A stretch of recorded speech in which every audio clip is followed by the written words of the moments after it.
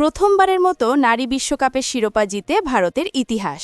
দক্ষিণ আফ্রিকাকে কাঁদিয়ে ইতিহাস গড়ল ভারতীয় নারীরা।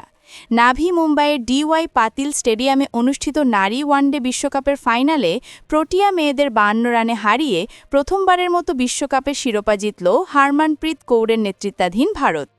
নারী ওয়ানডে বিশ্বকাপের ১৩তম আসরে এসে প্রথম ট্রফির দেখা পেল ভারত। এর আগে ২০০৫ ও ২০১৭ সালে রানার্স আপ হয়ে স্বপ্নভঙ্গের কষ্ট সয়েছিল তারা। অন্যদিকে প্রথমবার ফাইনালে উঠে ট্রফির খুব কাছ থেকে ফিরে যেতে হলো দক্ষিণ আফ্রিকাকে। ফাইনালে টস হেরে প্রথমে ব্যাট করে ভারত নির্ধারিত ৫০ ওভারে ৭ উইকেট হারিয়ে তোলে ২৯৮ রান। জবাবে ৪৫.৩ ওভারে ২৪৬ রানে অল আউট হয় দক্ষিণ আফ্রিকা। ভারতের পক্ষে ওপেনার স্মৃতি মান্ধানা ও শেফালি ভার্মা দারুণ সূচনা এনে দেন। উদ্বোধনী জুটিতে ১৭.৪ ওভারে ১০৪ রান তোলেন দুজন। মান্ধানা ৫২ বলে ৪৫ রান করে আউট হলেও শেফালি ৭৮ বলে ৮৭ রানের অসাধারণ ইনিংস খেলেন।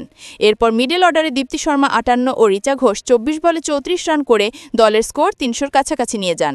প্রোটিয়া বোলারদের মধ্যে আয়বঙ্গা খাকা সর্বোচ্চ ৩টি উইকেট নেন। এছাড়া ননকুলুলেকম লাবা, নাডিন ডি ক্লার্ক ও ক্লোন টাইরন একটি করে উইকেট পান।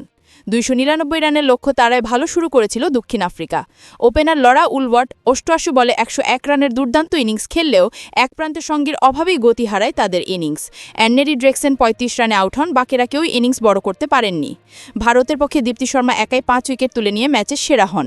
এই জয়ে দীর্ঘ প্রতীক্ষার অবসান ঘটিয়ে নারী ওয়ানডে বিশ্বকাপের ইতিহাসে নতুন অধ্যায় লিখল ভারতীয় নারী দল।